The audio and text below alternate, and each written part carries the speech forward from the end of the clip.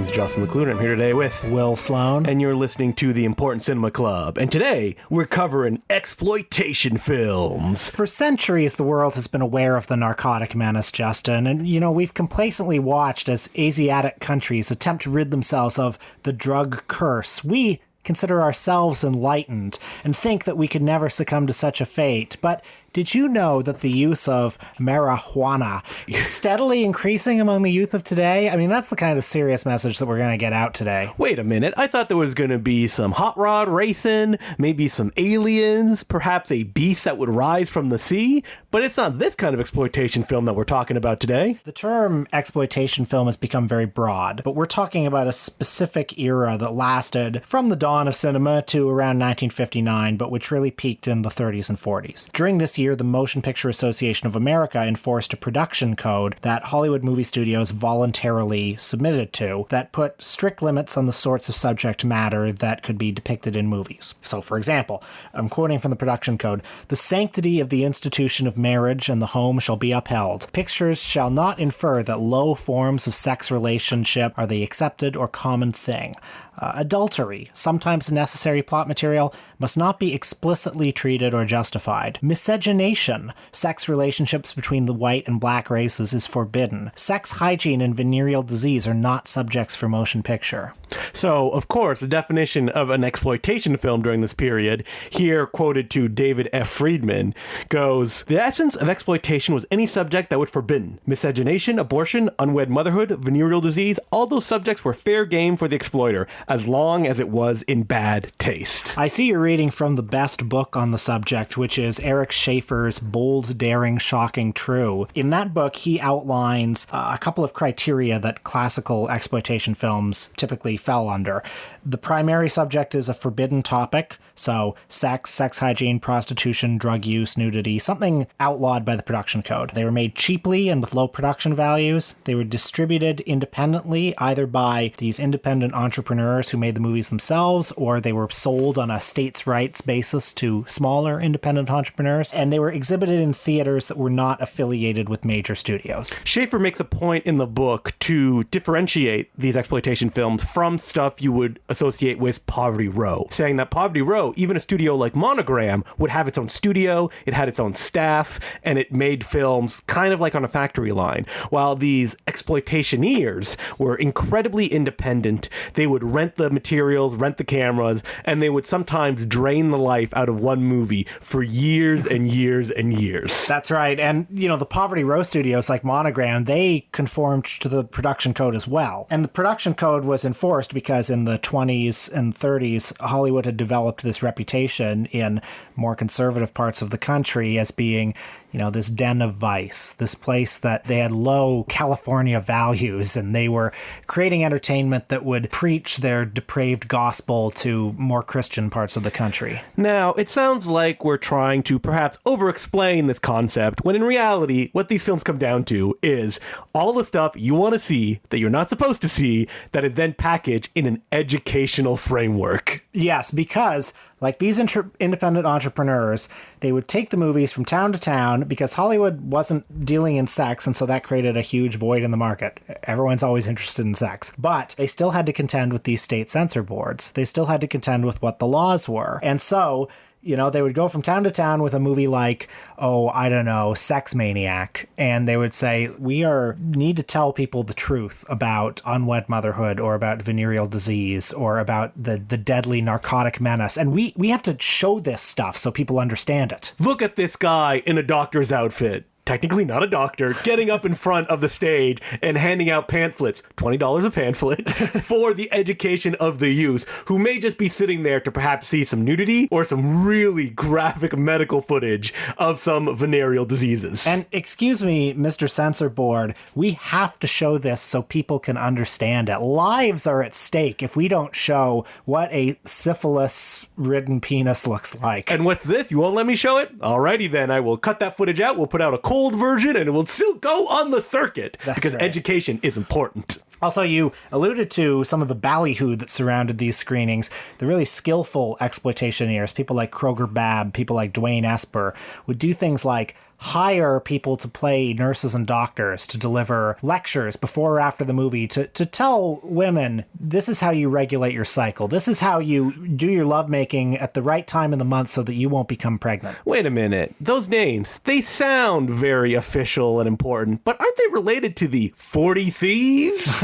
So, I mean, it was a small number of people who were making and distributing these movies, and they did develop, I think it was David F. Friedman who coined that term, right? They were called the 40 Thieves. They'd go from town to town and steal money from basically, yes, gullible patrons. And like, these people faced huge opposition. It was hard work distributing these movies, getting them shown, but if you were willing to do the work. The most famous example is a movie from 1945 called Mom and Dad, which showed the actual birth of a baby. And a conservative estimate is that it grossed something like $40 million. And this is pure money going into the pocket of the filmmaker, because he would have four-walled theaters, get all the cut of any money coming in from these screenings. I mean, it could have, people have estimated it could have made as much as $100 million. That's bananas. Which I have trouble believing it was that much, but $40 million in 1940s money, oh my God. And so obviously a lot of people wanted to do this kind of work, but it was difficult work because only like 10 to 20 prints would often be made. Oftentimes it was the filmmakers or the distributors themselves, the people putting up the money, that would go from theater to theater to show these movies. And you gotta, make a big racket when you arrive to get people to come to these screenings. They need to know what is on screen, what is so dangerous. And it's very important to emphasize that the reason these movies were educational films, the reason that they dealt with subjects like sex in terms of sexually transmitted diseases or pregnancy or stuff, is because that's all they were legally allowed to do. In the 1950s, 1960s, 1970s, there were a continuing number of court cases that would make rulings such as, I think the Supreme Court ruled that nudism per se was not obscene. So you got a bunch of nudist camp movies after that. But don't show me any balls, dicks, or bush. No thank you. That's right. And, when I Am Curious Yellow came in and that was found as not obscene, that opened some floodgates. And then when Deep Throat came out in the 70s, there were court cases all over the country about that. I think Deep Throat is still technically banned in New York, which would not be enforced if you showed it, probably. Eric Schaefer points out in his book that exploitation films during this period do not feature hardcore sex. That's very important, because then you're not exploiting it in the specific way that all of these movies do, which is like, you shouldn't be watching this, but look at it. Look at it. I mean, when I first heard of Mom and Dad, I heard about it from John Waters. I think that's where a lot of people hear about it for the first time, because he would talk about how when he was a kid, the movie was coming to town, and the nuns at his school would say that, oh, you'll go to hell if you see this movie. And John Waters would always say that the big appeal of it was that it showed the actual birth of a baby, and that people would go see this movie excited to see a vagina. They'll just you get one. But I don't know, having now seen Mom and Dad, I don't know if people were actually aroused by it. I mean, there's so much in Mom and Dad that's, the venereal disease stuff is pretty gross. I think what people did go to see it for was just like to think about sex. Like just the act of thinking about sex was enough at the time. Speaking of venereal diseases, the first film we're going to talk about is all about that, to the point that it doesn't even, at least in the version that we saw, feature any breasts or anything like that, and that is Edgar G. Ulmer's Damaged Lives. Well, of course, Edgar G. Ulmer is a favorite of the podcast, the poet of Poverty Row, the man who studied under F.W. Murnau in the great German Expressionist film movement, came to Hollywood and, made a lot of movies in Poverty Row. And made one classic. I think at least two. Oh, two, right. Black Cat, Detour. And several others that I think are quite good. Damaged Lives? Damaged Lives, well, in his interview with Peter Bogdanovich, he called it a wonderful picture. Who am I to disagree? I think maybe because it probably played pretty well. It got good reviews. Made a lot of money. Yeah, so, that kind of defines what a wonderful picture is for someone like Edgar G. Ulmer, who's making them and breaking them. So this one came out in 1933. It was produced by Maxwell Cohen, the brother of Harry Cohen, the head of Columbia Pictures. The king of Poverty Row himself. To give you an idea of how difficult it could be to distribute this movie, this one actually did not get a license from the New York Censor Board for over 4 years. It was cut severely in Maryland and Ohio. I did read in the Schaefer book, though, that in Baltimore it sold 65,000 tickets, which was 1/10 of the city's adult population. That is wild. 1/10 of adults in Baltimore saw this movie. And what they're going to see is just, a rich guy being like, oh boy, I got syphilis. How am I going to live through life now? Yeah, so the main character is a hotshot young executive. He has a wonderful girlfriend. He's planning to marry. He goes out for a night on the town with a client. The client has a date, a woman of easy virtue, I think it's fair to say. One thing leads to another. Mistakes are made. The next day, he proposes to his girlfriend. They marry. She becomes pregnant, but they find out that her unborn baby is diagnosed with syphilis. Where did he get this syphilis from? Well, he got it from the lady of the night that he met, who lives in a gigantic mansion. And when she learns that she has syphilis, of course, she commits suicide. So the pleasure of any Edgar G. Ulmer movie is trying to find the crumbs of style in there.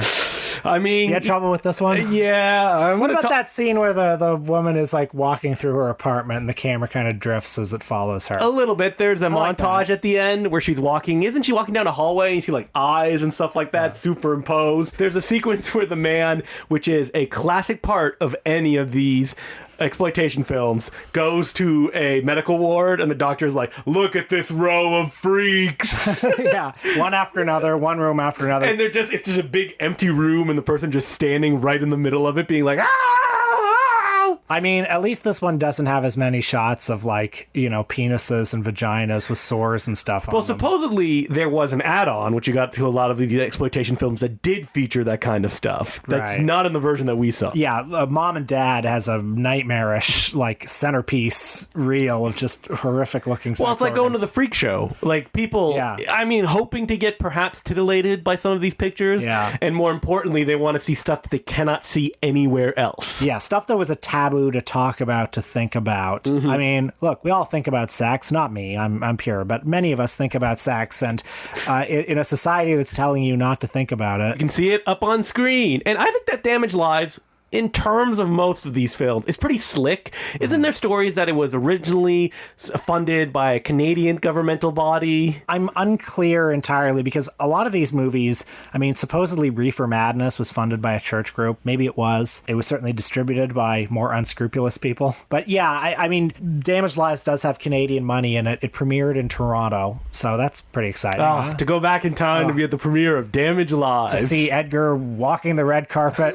He probably didn't. But No, he was not there, I'm certain. Edgar G. Ulmer, there's only a certain amount of his visual flair, but he knew how to direct a movie. You know, it looks fine. It's okay. Yeah, it moves as fast as something like this can move. Yeah, I mean, if you're the sort of insane person who would watch this movie in the year 2022, Like us. yeah. We should point out that all the movies we're going to mention today are all available for free on the Kino Cult website, which is the official streaming service of Kino Films. And they, with the Library of Congress and Something Weird, have done remasters of all the classic exploitation films. They've also put them on a beautiful Blu-ray series that they've also done in partnership with Something Weird Video called Forbidden Fruits. So I have all of them. You should collect all of them. They're just wonderful pieces of preservation. And so you can actually get Damaged Lives in a beautiful, it's never going to look any better edition, as well as another version of the movie, because we didn't actually mention this was like an adaptation of a French text that was then readapted by Upton Sinclair under the title Damaged Goods, and then an official adaptation of the Upton Sinclair novel was made in 1937. Which is, yeah, it's also on the Blu-ray, and I haven't seen that one yet, although I hope to. One day I'll see every movie ever made. But for now, you just watch Damaged Lives again. So, Marijuana from 1936. This is directed by Dwayne Esper, who was one of the titans of exploitation film, one of those road warriors who took him from town to town. He worked with his wife, Hildegard Stady. I love that name. She wrote the script for his films. She claimed to have had experience with drug abuse in her family, to have known its horrors up close and personal. And this one is about the demon weed, marijuana, the hashish of the Orient, as the opening titles tell us. Now, when you're talking about these exploitation films, it's sometimes tough to have a good laugh about the ones that are associated with, venereal disease and people suffering from that. But when it's about, the devil weed and how it makes people go crazy. Oh, yeah. Now, this is when you have a bunch of chuckles. I mean, this movie is rigorously researched. This one will show you what happens. So, we open at a local saloon. There are a lot of teenagers there drinking, dancing, kind of on the knife edge of being bad. But these are good kids. They just want to have a weenie roast on the weekend. And there are some bad guys there, some drug peddlers there who have decided to give them a place where they can do their weenie roast. They start passing around the joint. Everyone starts laughing hysterically. And then what do you do next? You start disrobing. You start skinny dipping. You start having sex on the beach. I mean, this is the madness that the devil weed brings to people. I mean, most people have seen Reefer Madness, but they maybe have not seen all these other drug-based films like Marijuana or, a favorite of mine, the Sam Newfield She Should Have Said No. Oh, wow. I mean, okay, so fuck Marijuana. You know what that is. Let's talk about She Should Have Said They No. basically have the same plot. Yeah. It's like it's a woman, she gets pregnant and et cetera, et cetera. So She Should Have Said No. Sam Newfield is another one of our favorite directors here. He's kind of the anti-Edgar G. Ulmer. Not here, though. No, not here. Here, I think he outdoes Ulmer. So, but Sam... If you had shown me both films and said, which one did Edgar G. Ulmer direct and which one did Sam Newfield direct, wouldn't take me a second to go, oh, She Should Have Said No. It's definitely an Ulmer joint. Yeah, so Martin Scorsese famously said of Sam Newfield, that's a tough one. You can't do a lot with that. I think those were his exact words. Sam Newfield made 300 movies. Kept cranking them out. Terror of Tiny Towns, probably the most famous one. You can get The Mad Monster on Golden Age of Video. But listen, A Broken Clock, even on that Mad Monster Blu-ray, that second film, Will watch and he's like, hey, it's pretty good. Yeah, Sam Newfield. So I'm watching She Should Have Said No. This guy knows how to direct a movie. He does. This guy knows how to pace a scene. He knows where to put the fucking camera. I also just found this movie very entertaining from start to finish. So one of the big novelty ideas of She Should Have Said No is that it stars the woman that was arrested with Robert Mitchum for drug possession. That's right, Lila Leeds. They both spent 60 days in jail. Robert Mitchum, of course, already had a bit of a bad boy reputation, so he did fine. Lila Leeds, not so lucky. And Not famous, not rich. And in this movie, I think you bring a lot of that extra textual baggage to her role. She plays just a normal middle-class girl who works at a dance hall as a chorus girl so that she can raise enough money to send her genius brother to college. She ends up descending into a web of vice and sexual promiscuity. I mean, we got to talk about the first scene where she does Marijuana, where it's at a party, everyone's dancing, there's a bad girl that's like, smoke up, and then a joint is put in her hand. She's taught to smoke it by holding it closed fist. And is it just because they don't want to show people her smoking the weed? I think it's maybe it's because they think it's like a match where if the wind gets at it, it'll blow out. I guess. Don't know. This scene is great. And this movie came out in 1949, so it's much later in the exploitation movie cycle. And just seeing this scene, I was wondering if certain of these things had become tropes at this point. Like, had Sam Newfield seen Reefer Madness and Marijuana, and he almost had a sense of humor about this? Because they use theremin music during this scene. Like, they really ham it up in a way that I think is self-aware. And most of the scene plays on a close-up of her face, being like... And you see, like, fades into, like, the people dancing. There's an Ulmer-like shot of her just token up and the shadow of a woman stripping right beside her. Very fun. Lyle Talbot is in this movie, the faded former Warner Brothers contract player who later worked with Ed Wood. Anytime Lyle Talbot's in a movie, I'm clapping like a seal. He plays the head of the Vice Squad, and he brings her in at one point because, I mean, the plot is complex. When her brother finds out that she's fallen into this life of depravity, he hangs himself in the garage. As one would do. As one would do when one sees one sibling go astray. Yeah, smoking some of that weed, sitting in a chair. There's a great sequence where a guy sits at a piano after token up and then just like as a ghost floats to an expressionist piano where he just plays for like 5 minutes. Now, the scene where Lyle Talbot, as the head of the Vice Squad, takes Lila Leeds through another trope of these movies, just the den of shame, just from cell to cell as he sees, look at all these reefer fiends. I love the scene where he's like, look at her. This was a year before she got addicted to the devil's lettuce. Now look at her now. Ah! So good. Or I like that one woman who has the track marks all up and down her arm, and she's like, yeah, keep looking, you know. This scene, I think, is shot so beautifully. It is. Like, again, expressionist camera angles, heavy shadows. Sam Newfield, the god, you There's know? a montage of her just token up, and the camera keeps like zooming in on people. You can see there's like a track, and I'm like, Sam Newfield, he showed up to work on this day. How about that scene where she has to go to prison, and in her prison cell, she's haunted by the horrible memories. She goes cold turkey, which drives her mad. And while she's suffering withdrawal, she's in her beautifully lit prison cell, and the voices of all the people saying, kid killer, kid killer, kid killer. This movie really works itself up into a frenzy. And Sam Newfield, he is a consummate entertainer, so of course the film ends with a fist fight. Oh, yeah.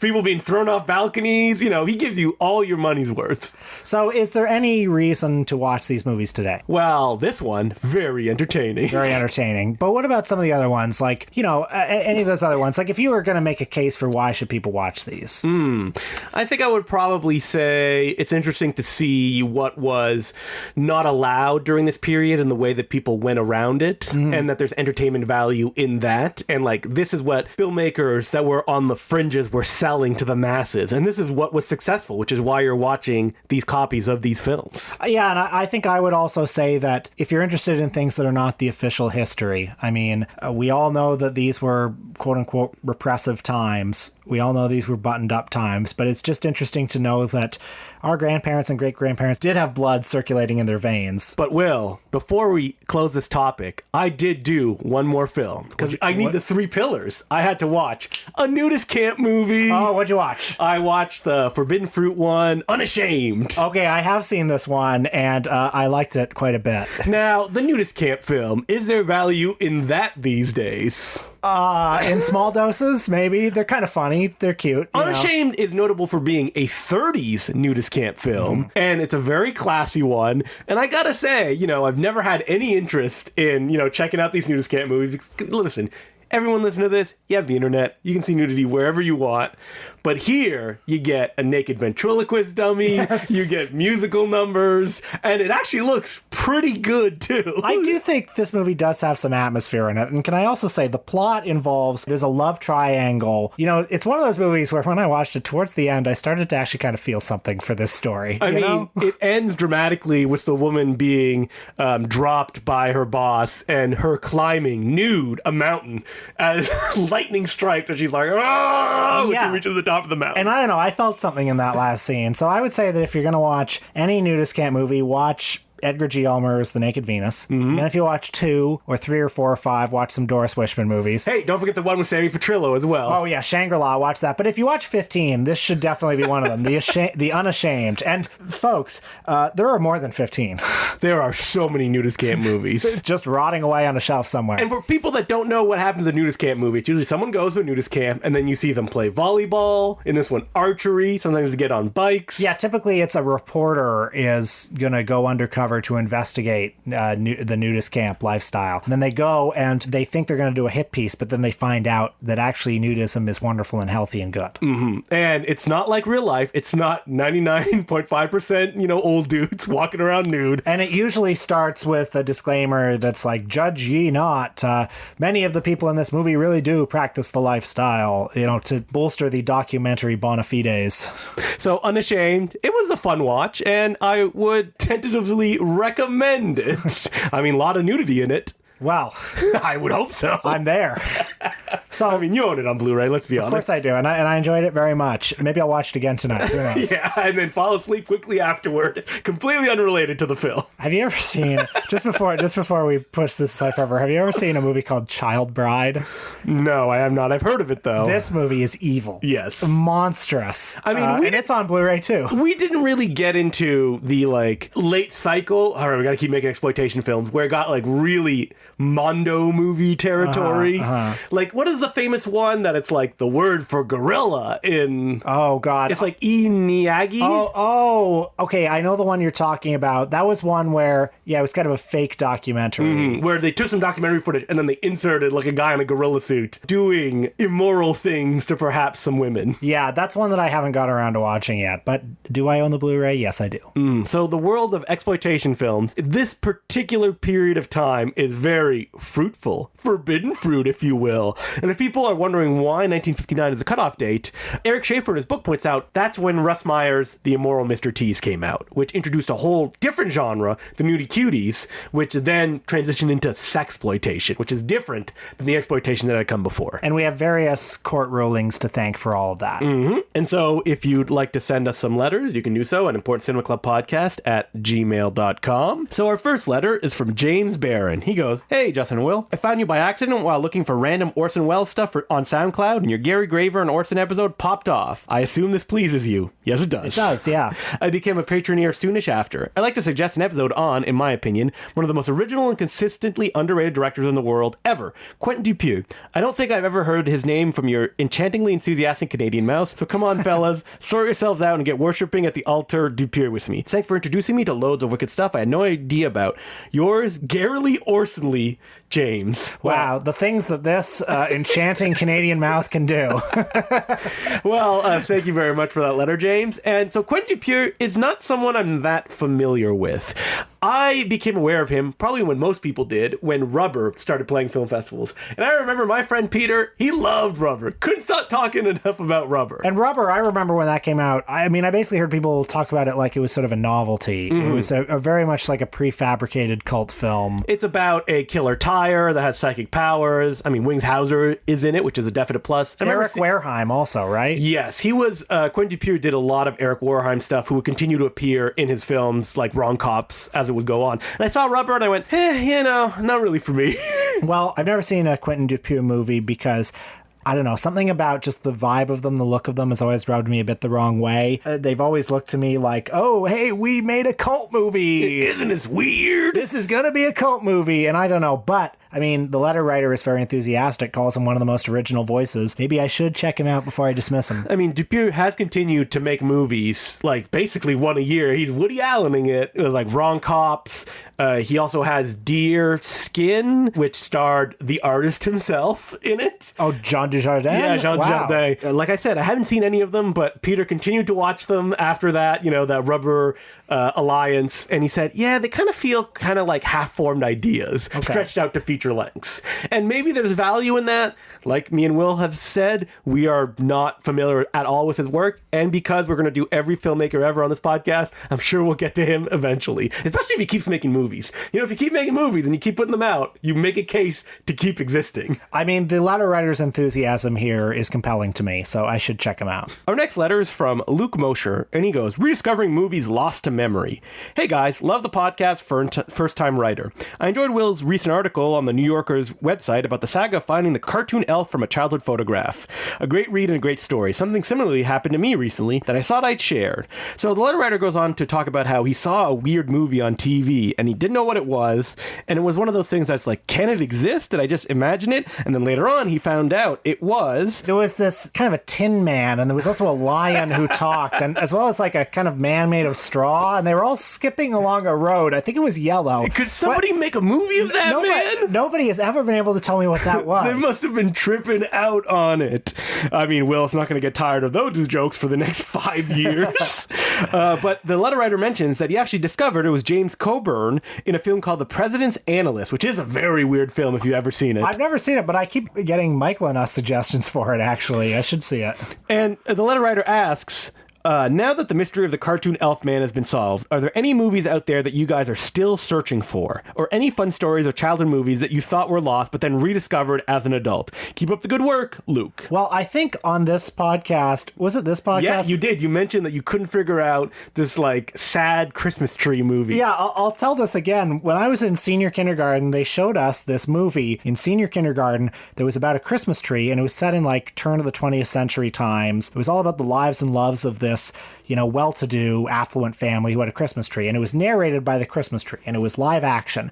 And, I remember finding it kind of boring as a kid, but then the Christmas tree was narrating it, and it was always saying things like, the family is treating me wonderfully today, blah, blah, blah, blah, blah. at the end. That's the twist. He loses all his needles, Christmas is over, and they burn the tree.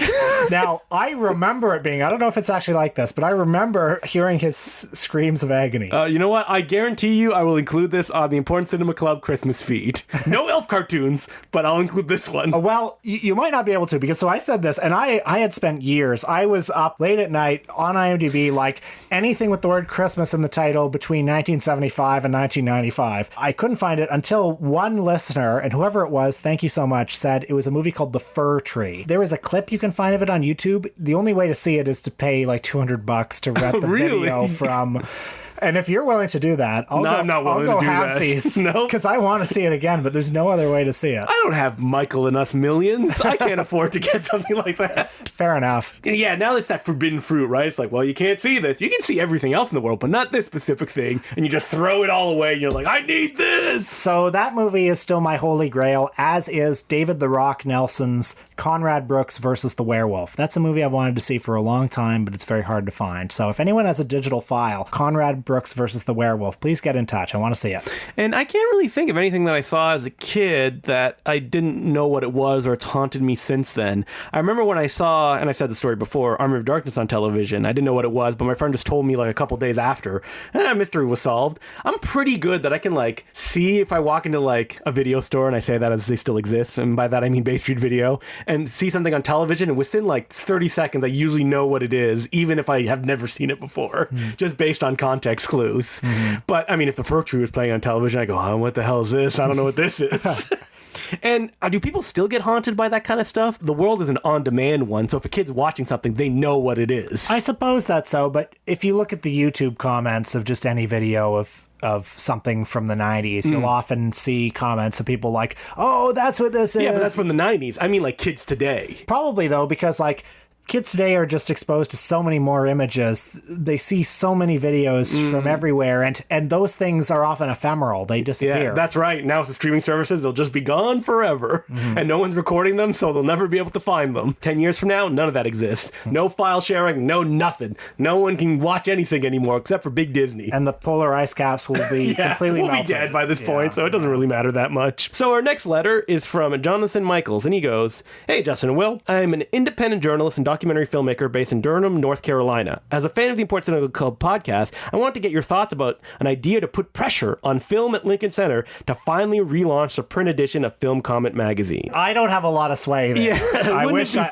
would like that, though. And he says that, like, maybe if we all send letters, that we'll be able to perhaps show them that there's interest in it, and then they'll start republishing it. I should say, I love Film Comment magazine. Second favorite periodical when it comes to movies. Number one is Shock Cinema. It's not going to be taken over. Of course. But when it comes to new stuff, Film Comment, so good, so like personable and readable in a way that I thought even outdid something like Sight and Sound. And I was really disappointed when the print edition stopped, basically when the pandemic happened. Yeah. And you could tell that the people who are in charge of making a decision like that were just like looking for any reason to be like, no more Film Comment magazine. Sorry, guys. It's Bye. sad. And I know that there's a newsletter that they do that has a lot of good writing in it. But I mean, we could put pressure on it, but I feel like it's probably not just a valid thing for them anymore. Like, the only way for a magazine like that to continue to exist was to get in newsstands and places where magazines are sold. And the reality is there just ain't that many anymore. I guess I'm glad that they still use the name Film Comment, which means that the brand still means something to them.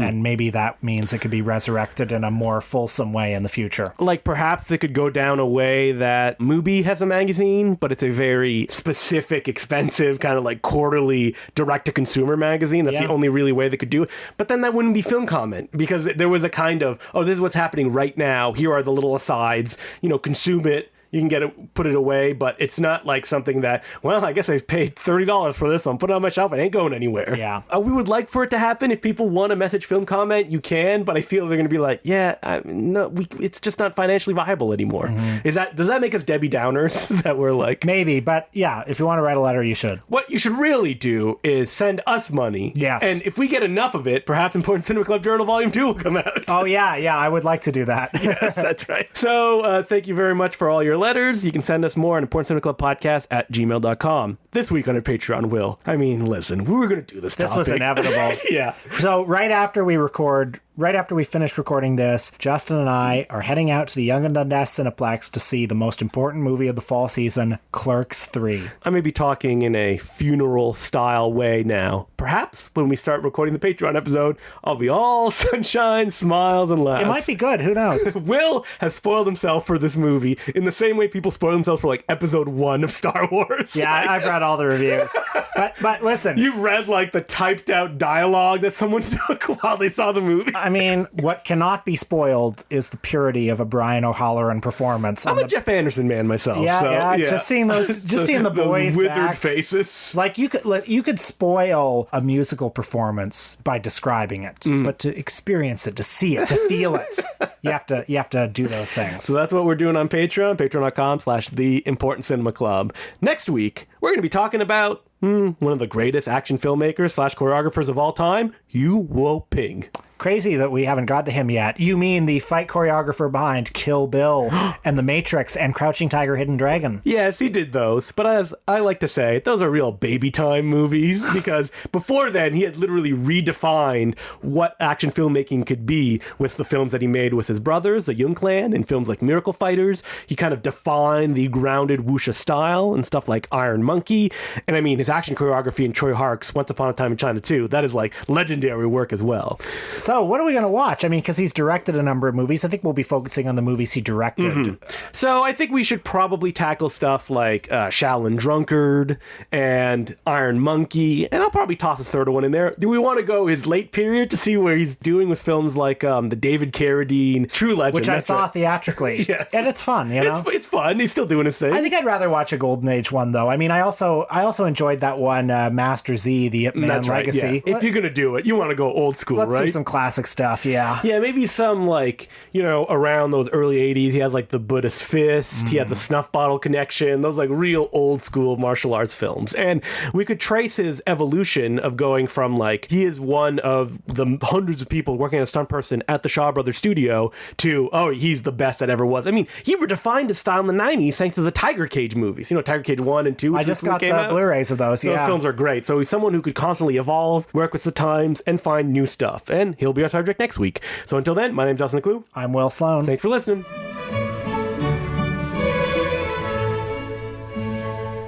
If you are in Toronto, Canada, coming up on October 2nd and 3rd, make sure to check out Gold Ninja Video, who will have a table, and by who I mean me, who is mostly the entirety of Gold Ninja Video, will have a table at Horrorama.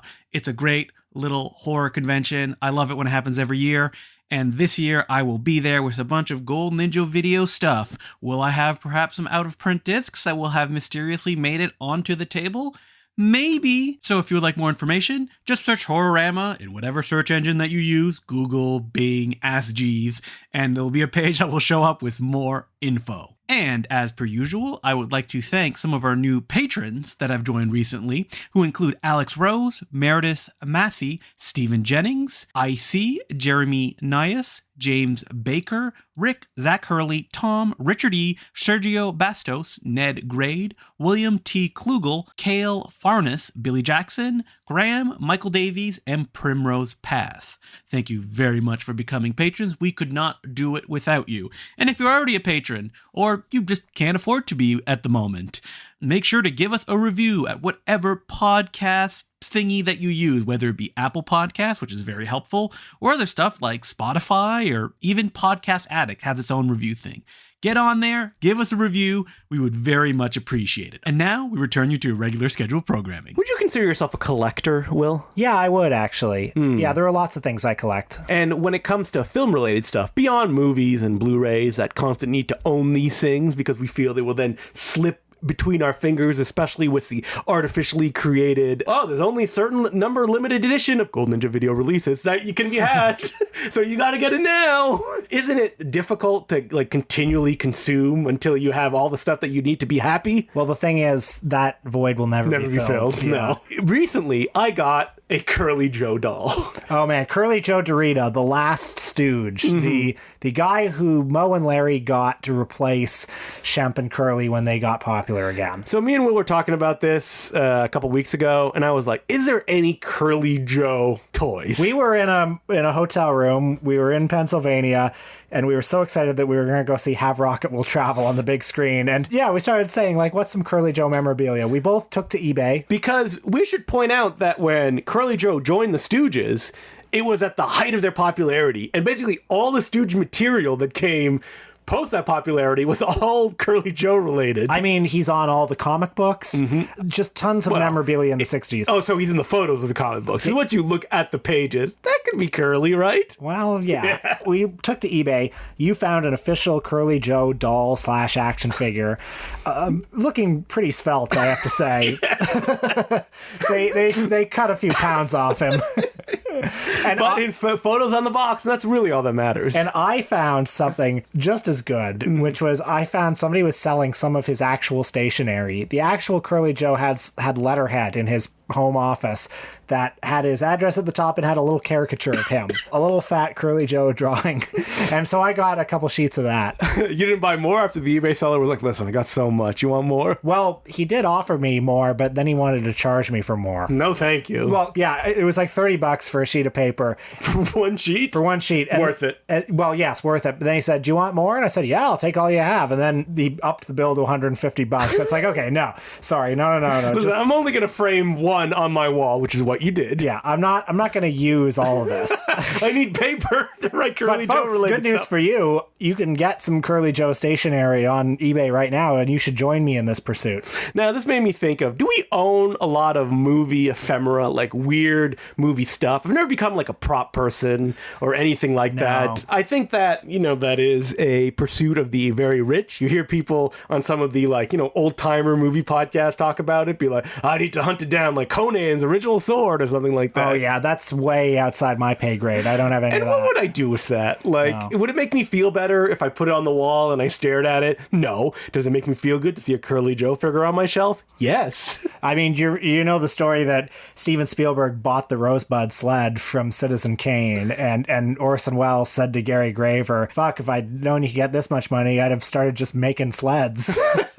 Didn't Joe Dante say, like, hey, it's not even a real one? I think Wells said that as well because they burned the sled at the end of the movie. But I guess it could be a sled from an earlier scene. You mean one that they built and they didn't use and they had in storage and Spielberg? I mean, you've seen photos of Peter Jackson, right? That, like, he has this gigantic mansion filled with, like, props from his favorite movies. And there's videos of him, like, so sad going through it. He's like, yeah, look, this is the original Hal. Wow. Look at him. Charles Foster Kane himself. Exactly. But what do I have? I mean, I have a lot of lobby cards and stills and stuff like that for movies that I like. I mean, you got those The Dragon Lives Again lobby cards. That's right. I have a lot of Bruceploitation lobby cards.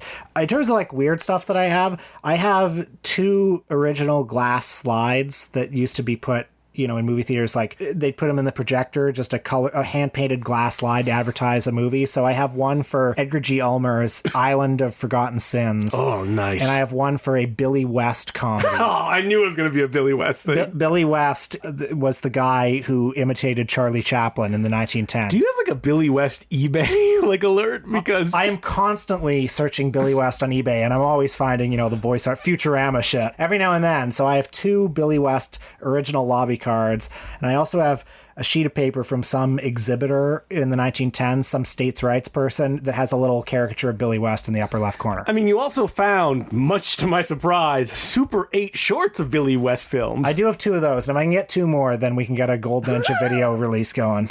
And that's kind of like Grandma got me a Charlie Chaplin film at the flea market. And you're like, hey, wait a minute, this doesn't feel right. That's right. I do have a bunch of original posters. Above my shoulder, you can see one of Armed Response, the David Carradine Lee Van Cleef movie directed by Fred Olin Ray. Yeah, it's a beautiful one. In my storage unit in Kitchener, I have a poster that I keep meaning to give you next time I'm in Kitchener. Oh, that's right. You got the Mean Guns poster, right? Yeah, I was at the St. Jacobs Farmers Market, and I couldn't believe it. They had a Mean Guns poster. An original theatrical one. Well, I say theatrical one. Home video. Yes. Yeah. Because it never played theatrically. I mean, you have a bunch of posters in your home, too. Oh, yeah. And they're classy ones, though. Well, I don't know. I have lots of different kinds of posters. I Wait, mean, wasn't there one that you're like, I had it up before me and Dancy got oh, together? well, I used to have a framed Fitzcarraldo poster. Okay. And Dancy, she's very tolerant of a lot of things, but she said, listen, I don't want a rapist on the wall. I mean, And I said, okay, fair enough. Yeah. that's a big change from when I remember going to Will's house and he literally had both Kinski biographies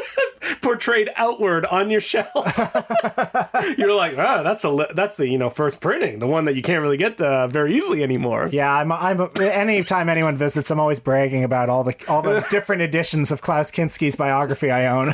But, posters and stuff like that, they're very classily portrayed, I remember. You have some Jackie Chan ones. I got a Fearless Hyena poster up. I just got, actually, one that I'm very excited about that I haven't put up, which is a little flyer for a program that Nick Zedd did at the Anthology Film Archives of the Chuck Berry porno tapes. Oh, wow. And you're going to frame that and put it up? At some point, probably, yeah. And so, is there stuff that you would want to start buying? Stuff that has been out of your price range that you're like, oh man, if I could have that. No, not really. I mean, look, if somebody said, do you want the Rosebud sled, I would take it. Yeah, but you're like, is it more than $200? Yeah. Yeah, I was like, no, thank you. Yeah, I have my limits, but And where would you put a Rosebud sled in your home? I don't know. Probably nowhere. In storage. Yeah. Which is probably where the Steven Spielberg one is, to be honest. Yeah.